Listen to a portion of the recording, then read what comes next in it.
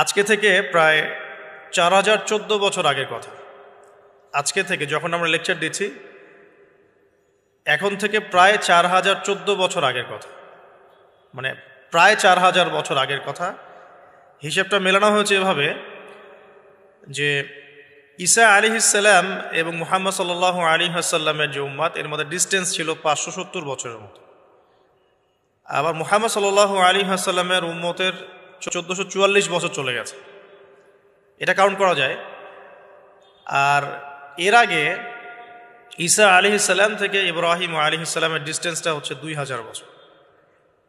এই ক্যালকুলেশন করলে বোঝা যাচ্ছে যে প্রায় 4000 বছর আগের কথা বা 4014 বছর আগের কথা। গল্প শুনতে আমাদের ভালো লাগে তো নাকি? গল্পের মাধ্যমে অনেক কিছু জানা যায় আর কি। আজকে গল্পটা কিন্তু একটু ইউনিক। আজকে থেকে প্রায় 4014 বছর আগের কথা।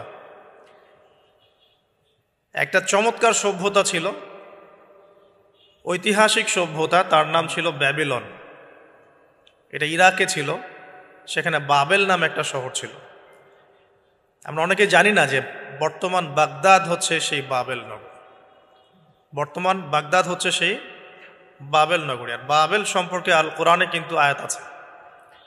আল কোরআন এমন একটা কিতাব, বিস্ময়কর কিতাব, যেখানে সব কিছুই নাজিল করা হয়েছে।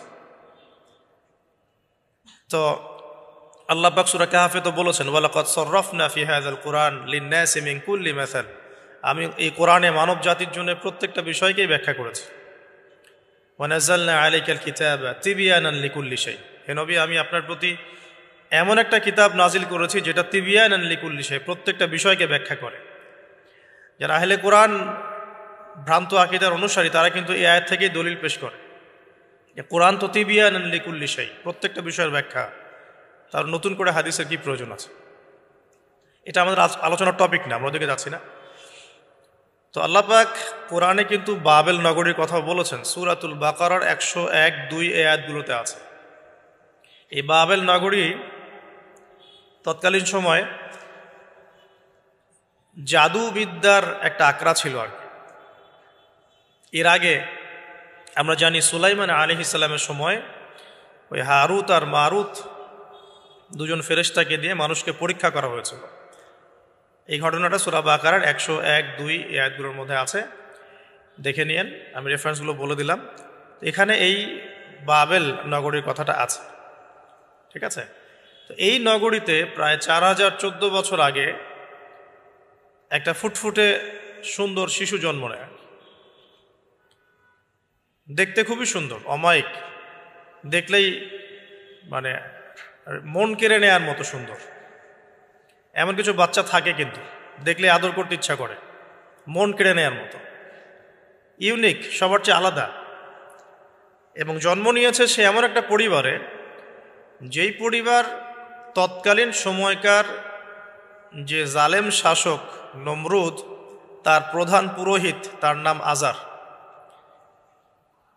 তৎকালীন বাবেলের শাসনকর্তার নাম হচ্ছে নমরুদ এবং তার প্রধান পুরোহিতের নাম আজার।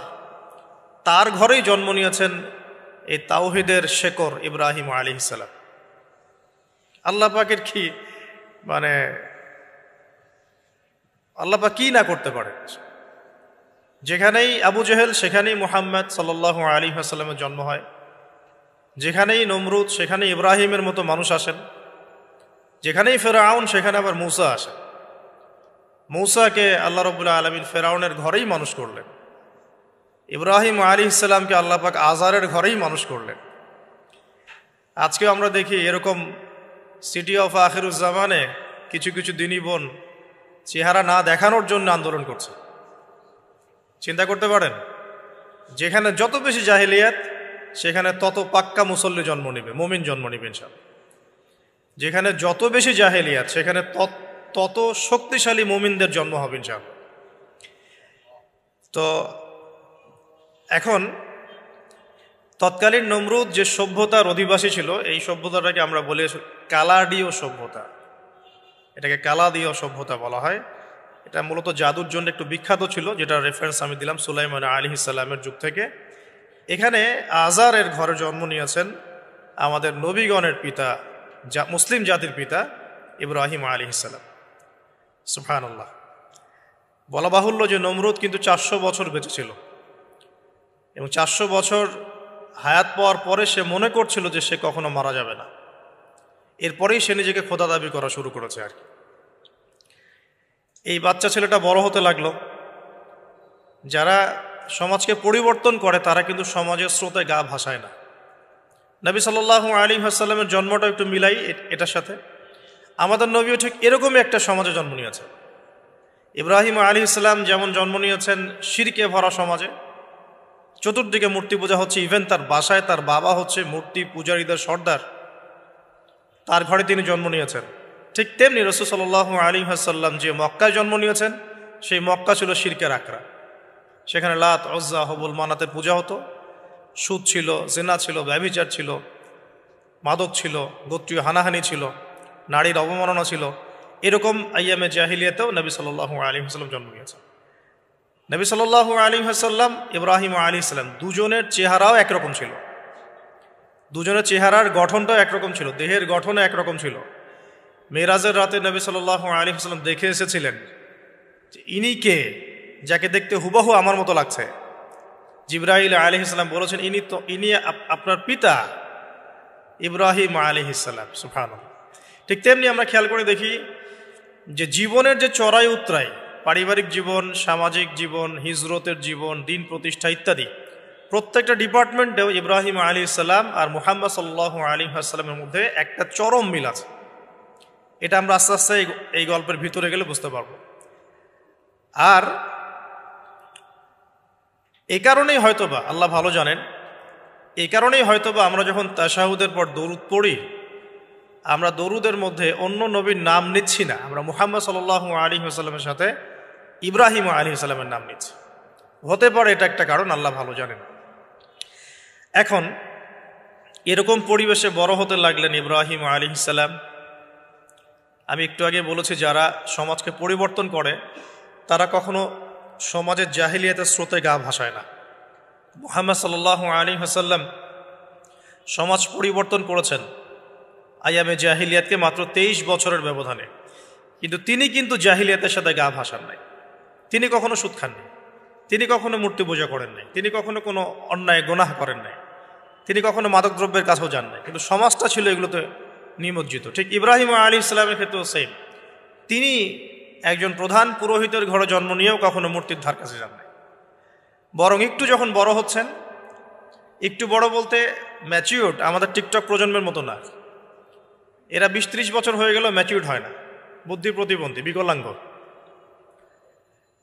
ইভেন ইদানিং আমাদের মেয়েরা ছেলে হচ্ছে আর কি, আমাদের নারীরা এখন পুরুষত্ব দেখাচ্ছে, আর আমরা পুরুষেরা ফেসবুকে একটা স্ট্যাটাস দিয়ে ক্ষান্ত হয়ে থাকি। এটুকু আমাদের দায়িত্ব উম্মার প্রতি। আর এখানে আমরা দক্ষতা অর্জন করেছি অনেক, আমরা সবাই কিবোর্ড মুজাহিদ, আমরা এটা মনে করি, এটাই যুদ্ধ, এটাই জিহাদ। আর নারীরা মাঠে যুদ্ধ করছে এখন সম্ভ্রমের জন্য, অধিকারের জন্য ইত্যাদি। ফ্যামিলিস্ট রেভলিউশনের দিকে তাকালেও তাই দেখা যায়। ছেলেরা এখন বেকার হয়ে যাচ্ছে, কিন্তু মেয়েরা স্বাবলম্বী হচ্ছে। তারা দিনদার নয়, এই মেয়েগুলো দিনদার নয়, কিন্তু জীবনে প্রতিষ্ঠিত হওয়ার জন্য লড়ছে, চ্যালেঞ্জ গ্রহণ করেছে। এটা ছেলেদের উচিত ছিল। তা আজারের ঘরে জন্ম নেওয়া সেই ইব্রাহিম কিন্তু চ্যালেঞ্জ গ্রহণকারী একটা ছেলে। সে এখন তার পিতাকে বলছে, কি বলছেন আমরা একটু কোরআনের ভাষা শুনি। আল্লাহ রাব্বুল আলামিন বলেছেন, সূরা মারিয়ামের মধ্যে এসেছে ঘটনাটা 41 থেকে 45 নম্বর আয়াতের মধ্যে। আল্লাহ পাক বলছেন, ওয়াজকুর ফিল কিতাবি ইব্রাহিম বা'দা আউযু বিল্লাহি মিনাশ শাইতানির রাজীম। হে নবী মুহাম্মদ সাল্লাল্লাহু আলাইহি ওয়াসাল্লাম, আপনি এই কিতাবে ইব্রাহিমের ঘটনা বর্ণনা করুন। ইয ক্বালা লিআবিহি, যখন ইব্রাহিম তার বাবাকে বললেন, তার বাবা মানে আজারকে বললেন, ইয়া আবাতি, হে আমার বাবা, লিমা তা'বুদু, তুমি কেন ইবাদত করো এমন সত্তার, মা লা ইয়াসমাউ, যে শুনতে পারে না, ওয়ালা ইউবসিরু, দেখতেও পারে না, ওয়ালা ইউগনি আনকা শাইআ, তোমার কোনো উপকার করতে পারে না। একটা ছেলে যার বয়স হবে 15 থেকে 20 হয়তো বা হাইয়েস্ট, তার কাছে কি এমন জ্ঞান আসলো যে সে তার বাবাকে এখন চ্যালেঞ্জ করছে, তার জ্ঞানতাত্ত্বিক যুদ্ধ শুরু হলো, আদর্শিক যুদ্ধ শুরু হলো বাবার সাথে। হে আমার বাবা, আপনি কেন এমন সত্তার ইবাদত করছেন যে শুনতেও পারে না?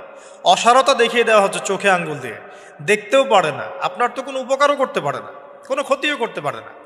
ওয়ালাম ইউগনি আনকা শাইআ, ইয়া আবাতি, হে আমার বাবা, ইয়া আবাতি ইন্নী আখাফু আন ইয়ামাসসাকা আযাবুম মিনার রাহমানি ফাতাকুনা লিশ-শাইতানি ওয়ালিয়্যা, হে আমার বাবা, আমি ভয় পাচ্ছি যে আপনার উপরে না আবার আল্লাহ পাকের গজব নেমে আসে এবং আপনি শয়তানের ওলি না হয়ে যান।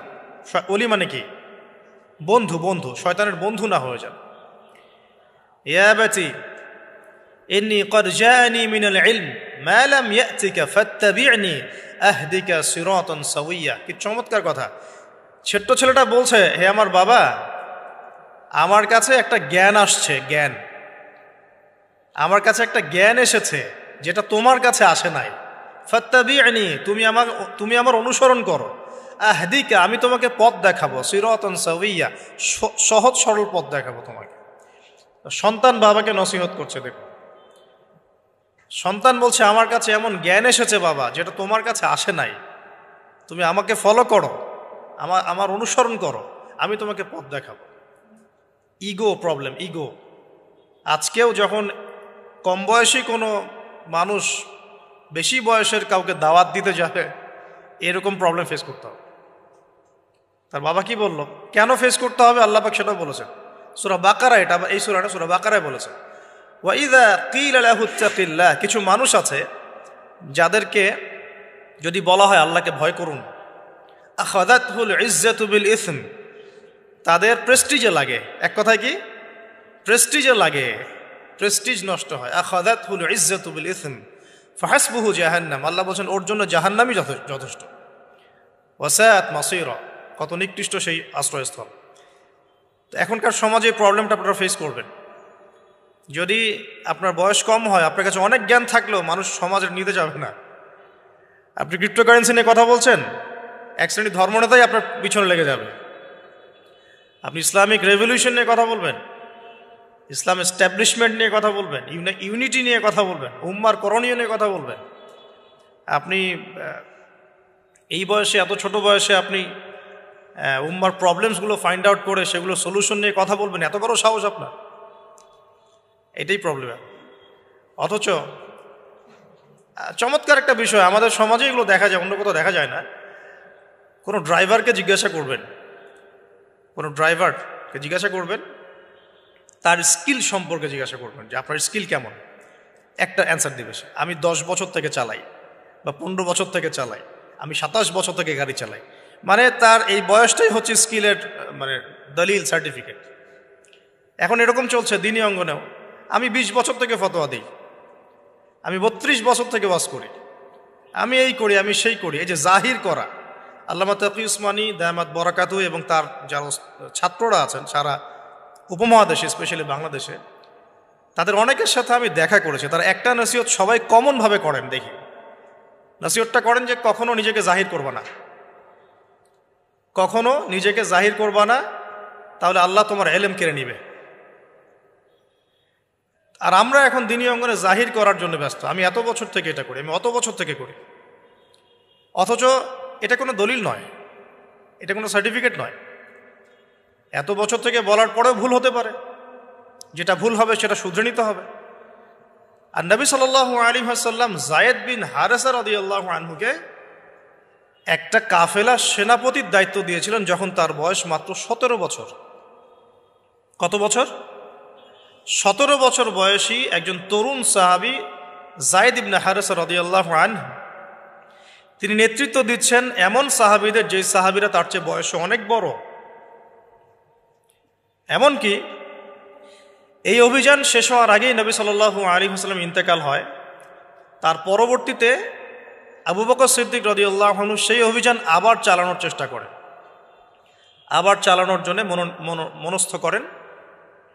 তিনি আবার যায়েদ বিন হারেসা রাদিয়াল্লাহু আনহুকেই নেতৃত্ব দেন। এটা নিয়ে ওমর রাদিয়াল্লাহু আনহু তাকে কিছু কথা বলেন যে আপনি যায়েদ বিন হারেসাকে নেতৃত্ব দিচ্ছেন, বয়সে ছোট সাহাবী, তার পিছনে অনেক বড় বড় সাহাবী থাকবে, তারা তো তাকে নাও মানতে পারে, এটা কেমন হয়? বারবার তাকে ভেটো দিচ্ছেন।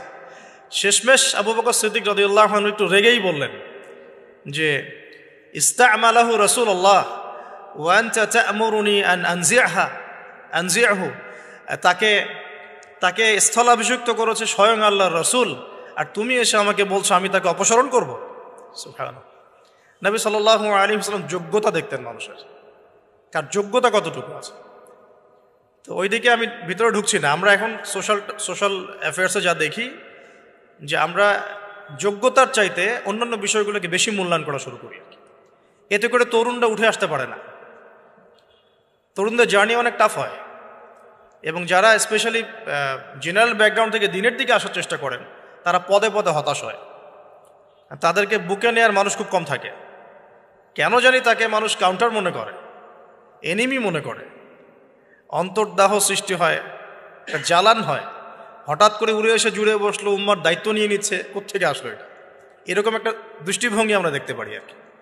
অর্থাৎ কাম্য ছিল না এটা।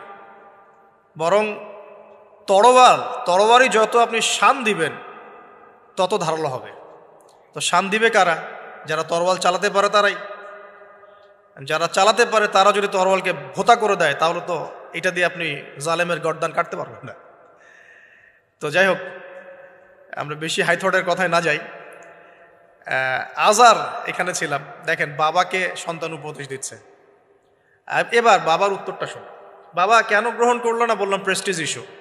তুমি ছোট মানুষ হয়ে আমাকে এত বড় কথা বলো? হ্যাঁ, তখন বাবা বলছেন আনতা আরাগিবুন আনতা আন আলিহাতিনা ইয়া ইব্রাহিম। হে ইব্রাহিম, তুমি কি আমাদের ইলাহগুলো, উপাস্যগুলো থেকে মুখ ফিরাচ্ছ? তুমি কি আমাদের উপাস্যগুলো থেকে মুখ ফিরিয়ে দিচ্ছ? আরাগিবুন আনতা আন আলিহাতিনা ইয়া ইব্রাহিম লা ইল্লাম তানতাহি, যদি বিরত না হও, ঠিক যেমন থ্রেট আমাদেরকে করা হয়, যদি বিরত না হও, লা ইল্লাম তানতাহি লা আরজুমান্নাকা লা ইল্লাম তানতাহি লা আরজুমান্নাকা রাহজান মালিয়া। তিনি বলছেন যদি বিরত না হও তাহলে তোমার মাথাটা পাথর দিয়ে মেরে ফাটিয়ে ফেলবে। আরজুমান্নাকা মানে রজম করব। রজম মানে কি? কোমর পর্যন্ত গেথে পাথর মারা, বিবাহিত পুরুষ জেনা করলে যেটা শাস্তি হয়। লা ইল্লাম তানতাহি, যদি বিরত না হও, লা আরজুমান্নাকা রাহজান মালিয়া, দূর হও এখান থেকে বের হও হতভাগা, আমরা বলি না, দূর হও এখান থেকে। ঠিক ওই রকম, যদি ফিরে আসো ভালো কথা, না ফিরে আসলে রজম করে দিব, মাথা ফাটিয়ে ফেলবো পাথর দিয়ে মেরে, এখান থেকে দূর হও হতভাগা। কাকে বলছে এটা? ইব্রাহিম আলাইহিস সালাম। এবার তিনি খুব নরম সরম মানুষ, শান্তিকামী মানুষ। তিনি বলছেন ক্বালা সালামুন আলাইক। এই সালামুন আলাইক কথাটা শিখে নেবেন, জীবনে অনেক ক্ষেত্রে কাজে লাগবে। সালামুন আলাইক মানে আপনার উপর শান্তি বর্ষিত হোক। যখনই আপনি কলিউশন অ্যাভয়েড করতে চাবেন সালাম দিয়ে চলে আসতে হবে, সেটা পরিবারেও, সমাজেও, দিন প্রতিষ্ঠার ক্ষেত্রে। কেউ আপনাকে সমালোচনা করছে, গালিগালাজ করছে, গীবত তহমত করছে, আপনাকে নিয়ে এপিসোড বানাচ্ছে, মানে আপনি কি করবেন? প্রত্যেকটার কাউন্টার দিতে থাকবেন? তাহলে আপনার গোল নষ্ট হয়ে যাবে, আপনার গোল থেকে আপনি বিচ্যুত হয়ে যাবেন। এগুলো নিয়ে আপনাকে ব্যস্ত থাকতে হবে। তখন এগুলো নিয়ে উম্মাহ ব্যস্ত আছে বলেই এখন পর্যন্ত গোল অ্যাচিভ হয় নাই। আমরা এগুলো নিয়ে ব্যস্ত আছি বলেই এখনো গোল অ্যাচিভ হয় নাই। তো এই কারণে ইব্রাহিম আলাইহিস সালামের সুন্নাহ হচ্ছে সালামুন আলাইক, তোমাদের উপর শান্তি বর্ষিত হোক। হ্যাঁ, তবে যে জায়গাটাতে দালিলিকভাবে জ্ঞানতাত্ত্বিক যুদ্ধ করতে হবে সেটা করতে হবে, সেটা অন্য ইস্যুস। তো ইব্রাহিম আলাইহিস সালামকে পরিবার ছাড়তে হলো। পরিবার মানে তার মাকে ছাড়তে হলো, তার বাবাকে ছাড়তে হলো। তার কোনো অপরাধ আছে? ইব্রাহিম আলাইহিস সালামের কোনো অপরাধ আছে? না। এখন আমরা তো অনেক সময় মনে করি আমি তো নিরপরাধ, নির্দোষ, তাহলে আমার উপরেই কেন এরকম হচ্ছে? ইব্রাহিম আলাইহিস সালামের কোনো অপরাধ আছে? নাই। তাকে ঘর ছাড়তে হলো, বাড়ি ছাড়তে হলো, তার বাবা তাকে বের করে দিলেন। এখান থেকে লেসন নিয়ে নেন আজকের প্রথম লেসন, যে আপনি আমি যদি হকের উপর থাকি, সর্বপ্রথম বাধাটা পরিবার থেকে আসতে পারে, কারণ সবার পরিবার একরকম না।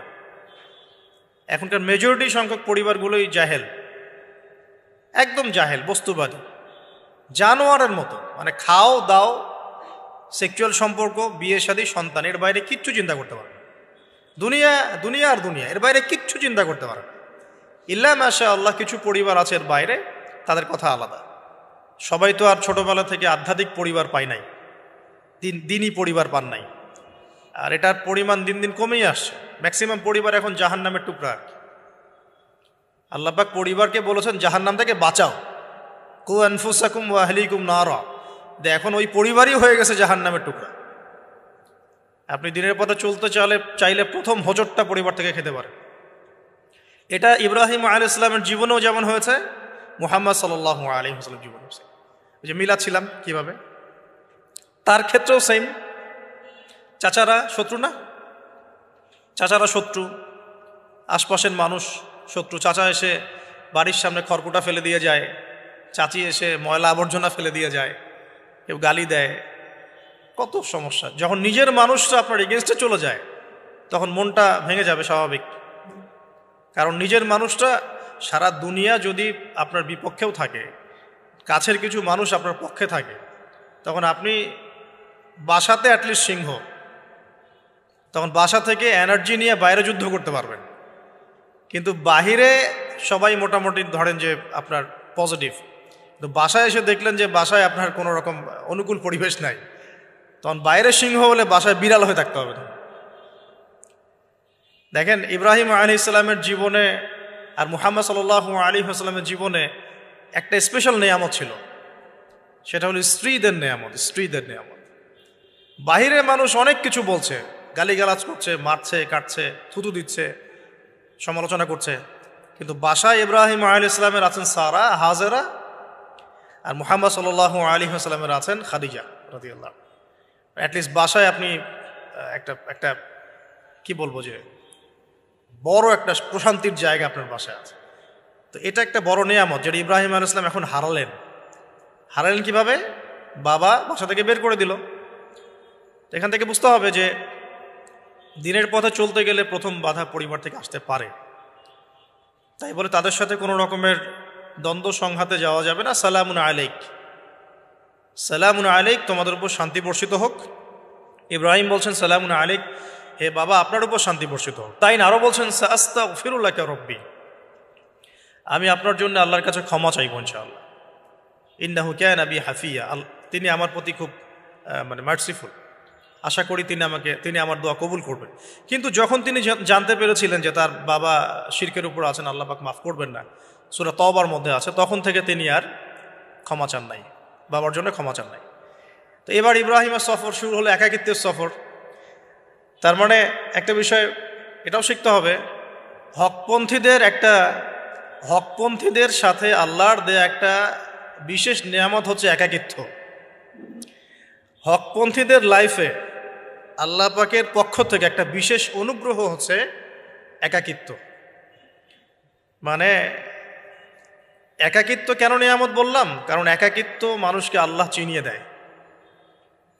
অনেক আলেম দেখবেন যারা জেল টেল খেটে বের হয়েছেন, তারা সবাই একটা কথা বলবেন, জেলখানায় আমরা আল্লাহকে চিনেছি। সব আলেমরা এই কথা বলে যারা ওখান থেকে বের হয়ে আসে।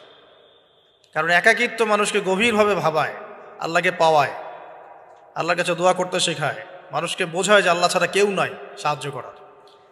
তো যারা হকপন্থী হয় একাকিত্ব তাদের বরণ করতেই হয়, এটা মাথায় রেখে পথ চলতে হবে। ইব্রাহিম আলাইহিস সালাম পথ চলা শুরু করলেন। এবার কি হলো, তিনি কি বাসা থেকে বের হয়ে সেই এলাকা ওই নমরুদের দেশ ছেড়ে চলে গিয়েছিলেন? উত্তর না, প্রথমে তিনি চলে যান নাই। প্রথমে তিনি ওই সমাজেই থেকেছেন, থেকে দাওয়াত দেওয়ার চেষ্টা করেছেন। তিনি ওই সমাজেই থেকেছেন, থেকে দাওয়াত দেওয়ার চেষ্টা করেন। ঠিক মুহাম্মদ সাল্লাল্লাহু আলাইহি ওয়াসাল্লাম সমাজের মানুষ যখন নির্যাতন নিপীড়ন করছেন, তিনি কি শুরুতেই সমাজ ছেড়ে বের হয়ে চলে গেছেন? না, 13 বছর দাওয়াত দিয়েছেন। কত বছর? 13 বছর। তো ইব্রাহিম আলাইহিস সালাম সমাজের মানুষকে দাওয়াত দেন। কিভাবে দেন? কোরআনে এভাবে ভাষা আসছে। আমি সূরাগুলোর নাম বলে দিই, আপনারা একটু চেক করে নিয়েন। সূরা আম্বিয়ার মধ্যে আসছে, সূরা সফফাতের মধ্যে আসছে, সূরা আনআমের মধ্যে আসছে।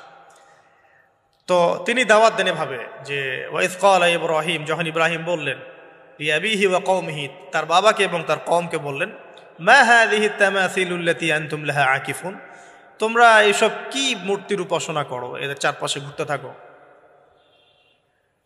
কি সব করো?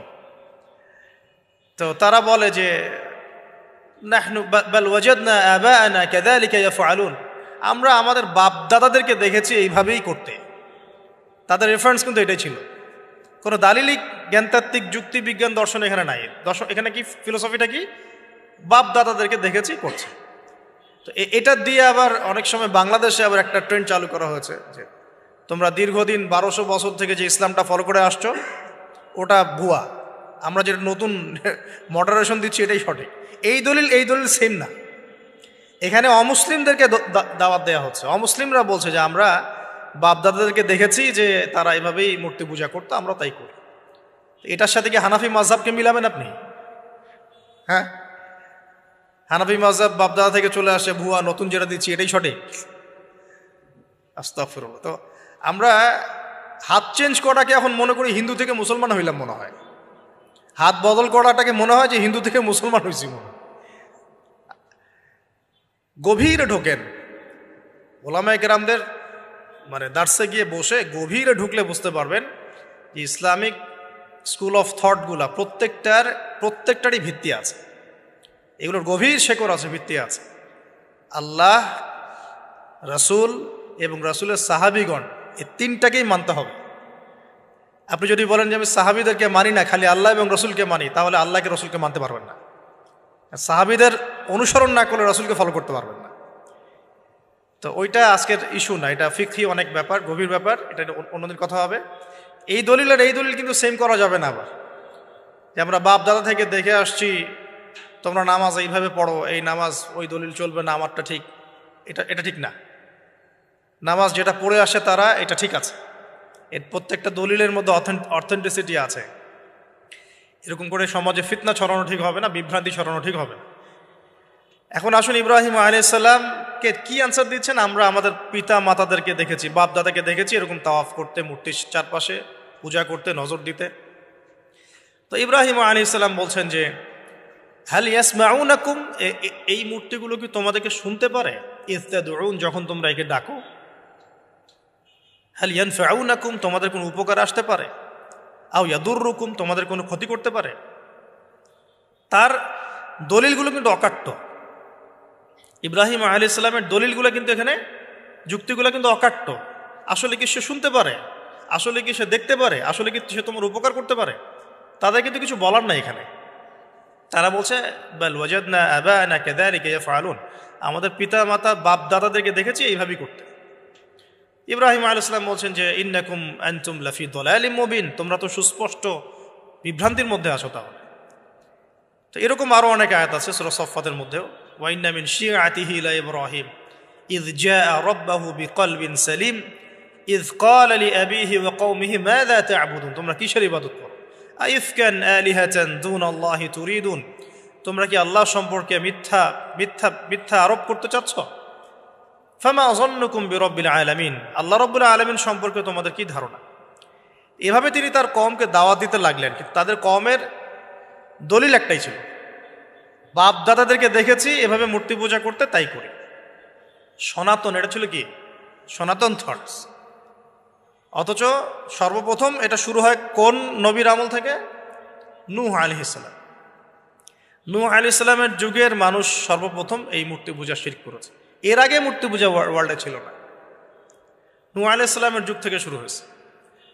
তাহলে এটাকে আমরা সর্বোচ্চ পর্যায়ে সনাতন বলতে পারি না। তারও আগে যে সময় চলে গেছে, ওই সময় মানুষ তাওহীদপন্থী ছিল আদম আলাইহিস সালামের যুগে, তখন মানুষ এই কাজ করতো না। শুরুটা কেমন করে হলো? ভালো উদ্দেশ্যেই শুরু হয়েছিল, ভালো মনে করে। কেমন? যে মানুষ এরকম চিন্তা করে নিয়েছিল যে এই মানুষগুলো লাত, উজ্জা, হবল, ইয়াগুথ, ইয়াউক, নাসর, ইয়াগুথ, ইয়াউক, নাসর, এই ভালো মানুষগুলো আল্লাহর খুব নেককার বান্দা ছিলেন। তাদের স্ট্যাচু তৈরি করা যায়, তৈরি করলে কি হবে? এগুলোকে দেখলে আমাদের আগ্রহ জন্মাবে ইবাদত করার ব্যাপারে। এটা ছিল ওদের থটস। শয়তান এভাবেই তাদেরকে ইনফ্লুয়েন্স করেছিল আর কি, তারা তাই করলো। এই জেনারেশনটা যখন মারা গেল, পরের জেনারেশন যখন আসলো, তখন শয়তান ওদেরকে বোঝালো, ধরেন 100-200 বছর পরে বোঝালো যে ওরা খুব ভালো মানুষ ছিল, ওদের মূর্তিকে মসজিদের বাইরে না রেখে ভিতরে ঢুকিয়ে ফেলো, তাদেরকে সেজদা করতে হবে না, ভিতরে ঢুকিয়ে ফেলো, ইবাদতে মনোযোগ আসবে। পরের জেনারেশন এই কাজটাই করলো। থার্ড জেনারেশনকে শয়তান বোঝালো যে সরাসরি ওদের কাছে চাইলেই হবে, তারা আল্লাহ পাকের অনেক কি আনুগত্য প্রাপ্ত নৈকট্য প্রাপ্ত বান্দা, সরাসরি তাদের কাছে চাইলেই হবে। আল্লাহর কাছে চাওয়া এখানে চাওয়া একই কথা, ওখানে সেজদা করা এখানে সেজদা করা একই কথা। এখান থেকে শুরু হলো সরাসরি স্ট্যাচু ওয়ার্শিপ, সরাসরি স্ট্যাচু ওয়ার্শিপিং এখান থেকে শুরু হয়েছে। তো আমরা আমাদের হিন্দু ভাই বোন যারা আছেন, আমাদের আশপাশে অমুসলিম ভাই বোন, তাদের প্রতি সম্মান রেখেই এই হিস্ট্রিগুলো পড়তে বলবো আর কি, এবং যুক্তি দর্শনগুলো খুঁজতে বলবো। আসলে কি তারা শুনতে পায়? আসলে কি সে আমার কোনো উপকার করতে পারে? আসলে কি সে আমার কোনো ক্ষতি করতে পারে? আসলে কি সে সৃষ্টিকর্তার প্রতিমূর্তি হতে পারে কিনা? তো আমরা এটা আহ্বান জানাবো, আমরা কারো ধর্মীয় অনুভূতিতে আঘাত করব না। ইসলাম আমাদেরকে এটা শিখায় না। ইসলাম এটা শিখায় যে মানুষকে হিকমার সাথে প্রজ্ঞার সাথে দাওয়াত দেয়া, যাতে করে তারা জাহান্নামের রাস্তা থেকে ফিরে আসতে পারে ইনশাআল্লাহ। এখন আসুন, আরও একটা দাওয়াত ইব্রাহিম আলাইহিস সালাম তার কওমকে দিলেন। সেটা কি? এবার এখানে সমাজের মানুষের সাথে ওই সমাজের ধর্ম নেতারাও ছিল। সমাজে কিন্তু কয়েক শ্রেণীর মানুষ থাকে, মানে সামাজিক নেতা, ধর্মনেতা, রাষ্ট্রনেতা। তো রাষ্ট্রনেতা পর্যায়ে এখনও ইব্রাহিম আলাইহিস সালাম যান নাই, এখন সমাজ নেতা আর ধর্মনেতা চলছে আর কি। এবার ধর্মনেতা আসলো, এসে ধর্মনেতারা তাকে বোঝানোর চেষ্টা করলো যে এই আসমানের তারা, চাঁদ, সূর্য, প্রকৃতি, গাছপালা এগুলোও ইলাহ, এগুলোর ইবাদত করা যায়। এই ঘটনা আল্লাহ রাব্বুল আলামিন সূরা আনআমের মধ্যে বলেছে।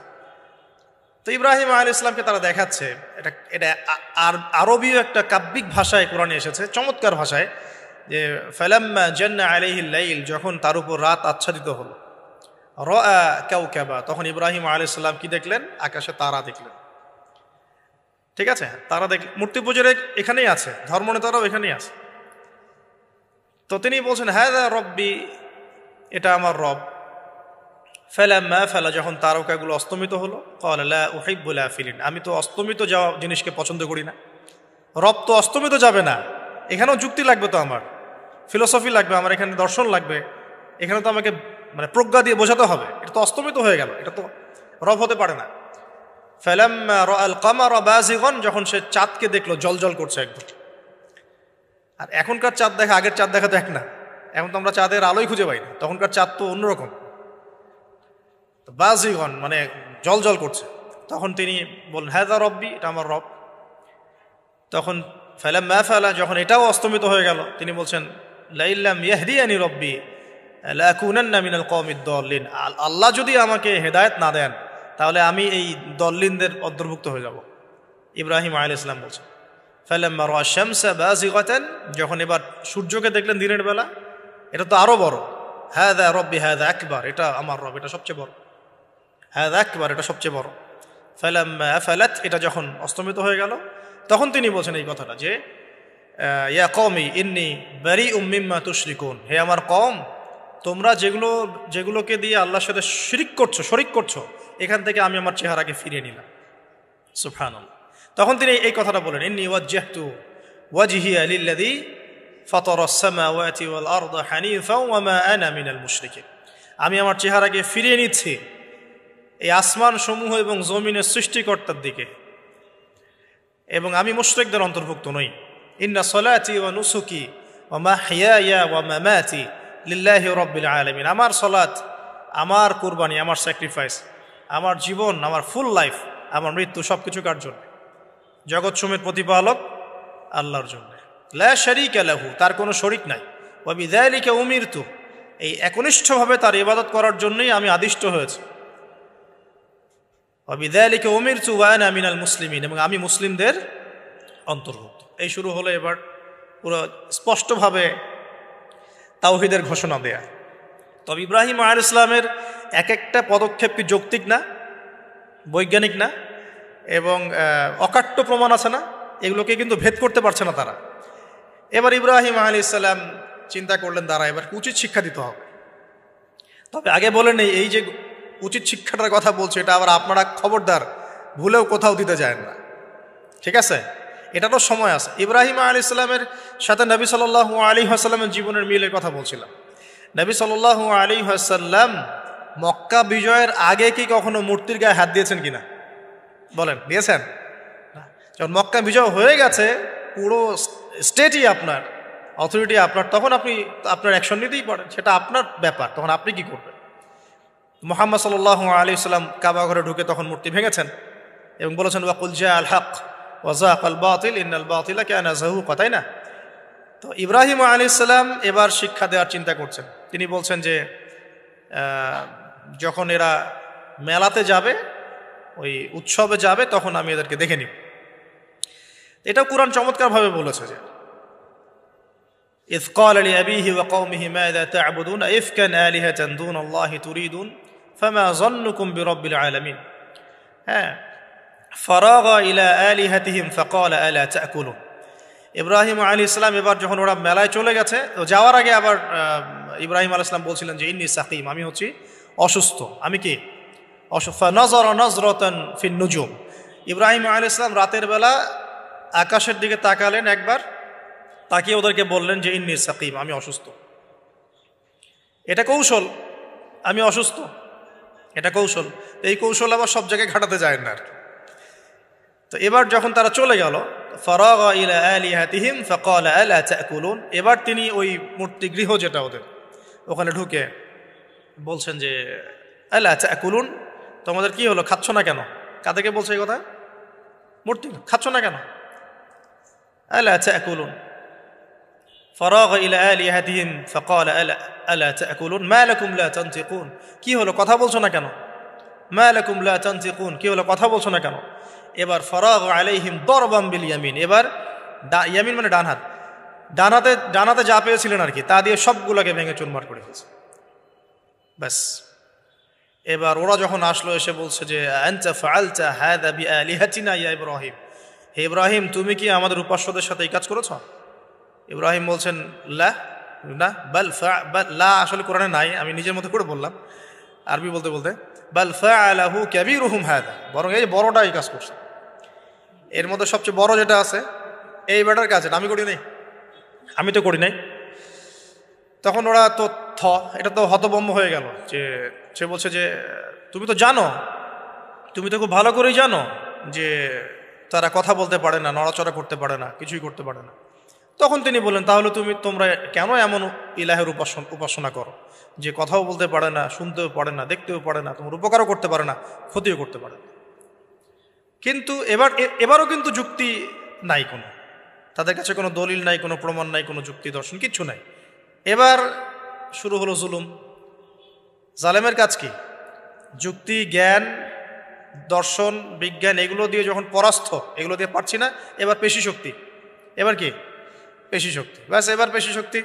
ইব্রাহিম আলাইহিস সালামকে নিয়ে যাওয়া হচ্ছে নমরুদের দরবারে। এবার চলো, এবার তোমার আজকে খবর আছে।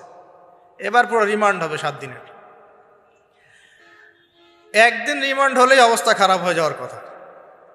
ইব্রাহিম আলাইহিস সালামকে এবার নিয়ে যাচ্ছে ধরেন নমরুদের কাছে, কি যে হবে আল্লাহ ভালো জানেন। ইব্রাহিম আলাইহিস সালাম যখন যাচ্ছেন তখন কি তিনি জানতেন যে আল্লাহ পাক তাকে আগুন থেকে বাঁচাবেন? এই ঘটনা যে ঘটবে তিনি কি জানতেন? আচ্ছা, আমরা না হয় জানি যে এমনটা হয়েছিল। ইব্রাহিম আলাইহিস সালাম ওই সময় তো আর জানতেন না যে কি হতে যাচ্ছে। তার মানে তার ওই সময় তার ইমানের তেজ, তার স্থিরতা, ইস্তেকামা এবং তাওয়াক্কুল কত বেশি ছিল। তাকে নিয়ে যাওয়া হচ্ছে। এবারে নমরুদের সামনে দাঁড় করিয়ে নমরুদ এবার একটু মজা নিয়ে জিজ্ঞাসা করলো যে কে তোমার রব? ওই কবরের প্রশ্ন করার মতো, মান রব্বুক, তোমার রব কে? তো ইব্রাহিম আলাইহিস সালাম বলছে রব্বি আল্লাযী ইউহয়ী ওয়া ইউমীত, আমার রব তিনি যিনি জীবন দেন মৃত্যুও দেন। এবার নমরুদ বলছে ক্বালা আনা উহয়ী ওয়া উমীত, আমি তো জীবন দিই আর মৃত্যু দেই। কিভাবে? একজন যাবজ্জীবন প্রাপ্ত আসামিকে ডেকে নিয়ে ছেড়ে দিল, দিয়ে বললো যে জীবন দিলাম। আর একজন আসামিকে ডেকে তৎক্ষণাৎ মৃত্যুদণ্ড দিয়ে মৃত্যু দিলাম। তো ইব্রাহিম দেখলেন আলাইহিস সালাম এ তো মোটা বুদ্ধির মানুষ, কারণ যে যত বড় জালেম হয় তার বুদ্ধি তত মোটা হয়, কিন্তু এটা মাথায় রাখবেন। ফেরাউনের মতো জুলুম মানুষের বুদ্ধি লোপ করে দেয়, আর শিরক মানুষের মধ্যে ভয় সঞ্চার করে। যখন আপনি শিরক করতে থাকবেন মনে খুব ভয় কাজ করবে।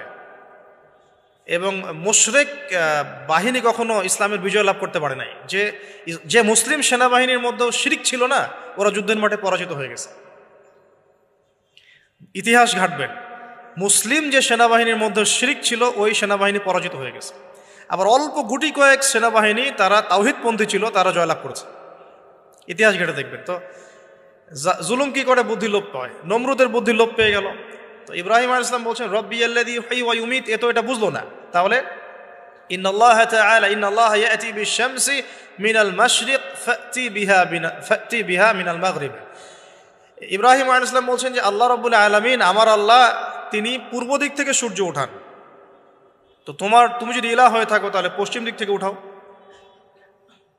এটা আরো বড় অকাট্য দলিল হলো। তার অবস্থাটা আল্লাহ ব্যাখ্যা করছেন এভাবে, আল্লাহ বলছেন ফাবুহিতাল্লাযী কাফার, কাফের একদম হতভম্ব হয়ে গেল। একদম হতভম্ব হয়ে তো লাভ নাই, বেশি শক্তি আছে আমার, তোমার যুক্তি বিজ্ঞান দর্শন থিওরি তো আমার দরকার নাই, তোমার দিনের জ্ঞানের এলিমেন্ট তোমার দরকার নাই, তোমার ওয়াজ নসিহতের আমার দরকার নাই, আমার কাছে কি আছে? বেশি শক্তি আছে, পিটায় সব সিধা করে ফেলা একেবারে। ব্যাস ইব্রাহিম আলাইহিস সালামের জন্য বলছে ফাআল হাররিকুহু ওয়ানসুরু আলিহাতাকুম, একে জ্বালায় দাও, পুরায় দাও, একে জ্বালায় পুরায় দাও, তোমাদের ইলাহদেরকে সাহায্য করো। আল্লাহ পাক অন্য জায়গায় বলছেন যে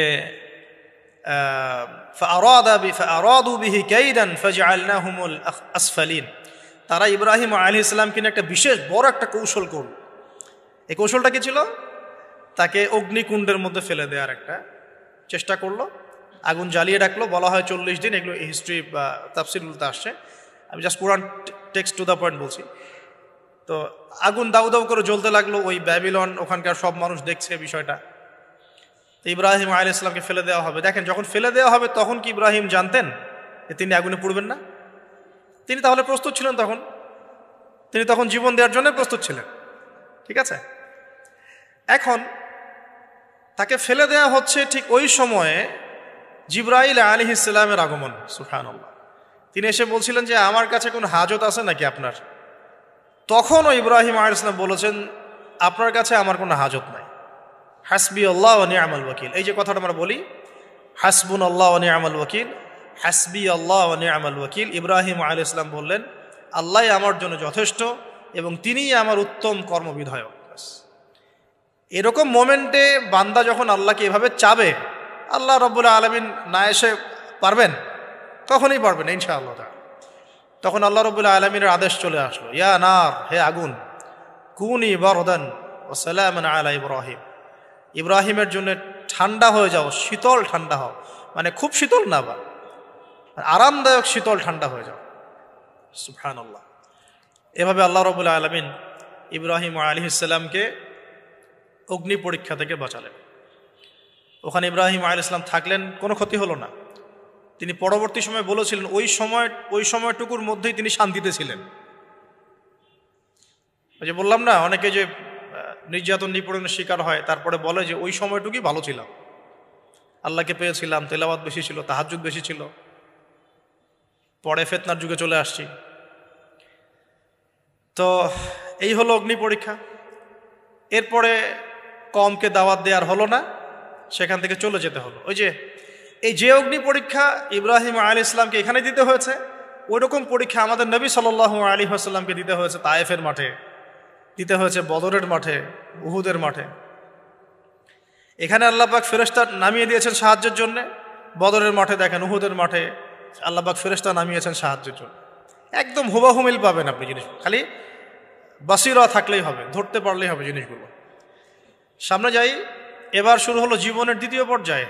এবার তিনি হিজরত করে চলে যাচ্ছেন। দেখেন, এখানেও হিজরত, আবার নবী সাল্লাল্লাহু আলাইহি ওয়াসাল্লামের যুগেও মক্কা থেকে মদিনায় নবীগণের জীবনের সাথে এগুলো জড়িত। ঠিক আছে, এখন যাওয়ার তো একজন সাথী লাগবে। তো একাকিত্বের জীবনের অবসান ঘটলো, আল্লাহ রাব্বুল আলামিন তাকে সাথী দিলেন।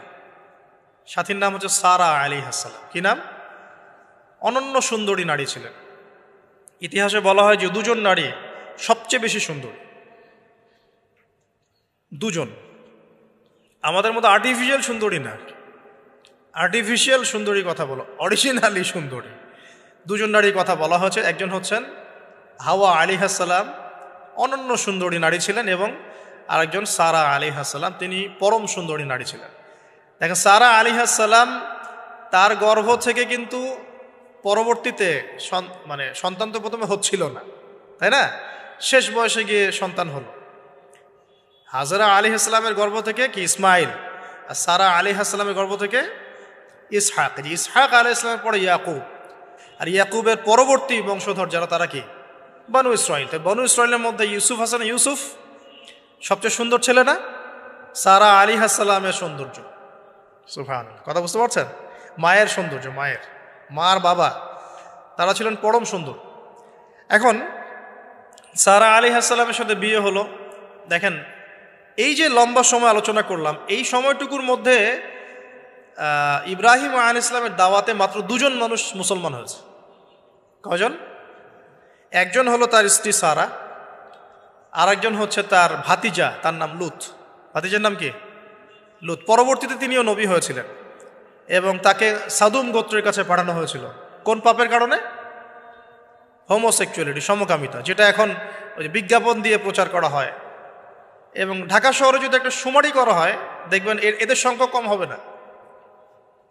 ঢাকা শহরে যাকে শুমারি করা হয়, দেখবেন এদের সংখ্যা কম হবে না। তা এখন যদি ভূমিকম্প আসে, আমরা কি লা ইলাহা ইল্লাল্লাহ বলবো? বলেন তো। আমরা তো ডেকে নিয়ে আসতেছি ভূমিকম্প, আমরা ডেকে নিয়ে আসতেছি যে আল্লাহ পাক বলছেন এগুলো করো না, গজব আসবে। আমরা করছি আর এটাকে ডেকে নিয়ে আসতেছি, আসো। আর এদিকে আমরা মানে রড সিমেন্টের অ্যাডভার্টাইজ করতেছি আর কি, যে এগুলো দিয়ে বাড়ি বানালে কোনোদিন ভাঙবেও না, কাঁপবেও না। আমাদের চিন্তাগুলো কেমন হয়ে গেছে জানি। আল্লাহ পাক জেনা, ব্যভিচার, মাদক, পর্নোগ্রাফি, এই সমকামিতার এইসব পাপের কারণে এরকম গজবগুলো নাজিল করেন। শুধু ঢাকা কেন, এরকম বড় বড় মেগা সিটিজ যেগুলো আছে, এগুলোতে এখন এটার অধিকার তারা চাচ্ছে, আন্দোলন করে অধিকার চাচ্ছে। আপনার রেইনবো ফ্ল্যাগ দেখবেন, রংধনু ফ্ল্যাগ। রংধনু ফ্ল্যাগ মানেই সমকামিতা। অ্যাডভার্টাইজ দিয়ে দিয়ে, পোস্ট দিয়ে দিয়ে এখন মানুষ, আগে যেমন মেয়েরা বাসায় গিয়ে গিয়ে কিছু সার্ভিস দিত না, মানে খারাপ সার্ভিসের কথা বলছি আর কি, এখন এভাবে ছেলে ছেলেকে সার্ভিস দেওয়ার জন্য ডাকতেছে। এটা কোনো গাল গল্প করছি না, এটা বাস্তবতা। যদি আমাকে বলেন যে আপনি চোখের সামনে প্রমাণ দেন, আমি দিতে পারবো না। যদি আপনি আমাকে 1 মাসের জন্য অথরিটি দেন ঢাকা শহরে, তাহলে দিতে পারবো উইদিন 1 মাসের মধ্যে। এখন যদি আমাকে বলেন আমার চোখের সামনে এনে দেন, আমি দিতে পারবো না তো, কারণ তাত্ত্বিকভাবে পড়ে অনলাইনে দেখছি। যদি বলেন যে 1 মাসের অথরিটি আপনাকে দিলাম, খুঁজে বের করে দেন, 7 দিন লাগবে না ইনশাআল্লাহ।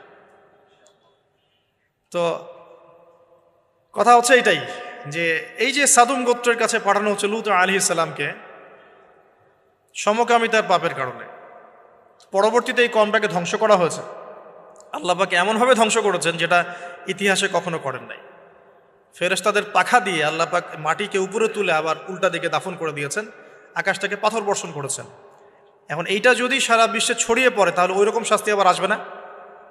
স্বাভাবিক না? এটা আসতে পারে। আর এটার মূল কেন্দ্র হচ্ছে পশ্চিমা সভ্যতা। এখান থেকে সারা দুনিয়ায় ছড়িয়ে পড়তেছে।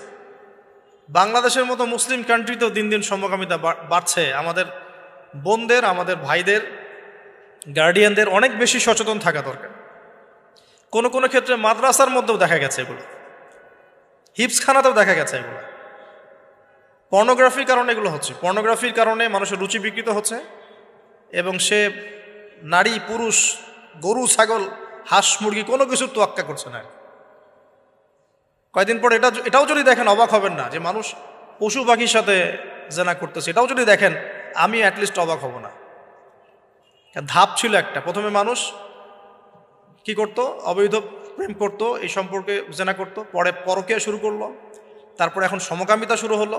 সমকামিতার পরে এখন চাইল্ড অ্যাবিউজিং শুরু হয়েছে, বাচ্চা কাচ্চাদেরকে রেপ করা হচ্ছে, ছোট ছোট মেয়েদেরকে, ছোট ছোট বাচ্চাদেরকে, ইভেন ছোট ছোট ছেলেদেরকেও। এরপরে যদি গবাদি পশুর সাথে জেনা করতে দেখেন, অবাক হওয়ার কিছু নাই, কিচ্ছু নেই অবাক হওয়ার।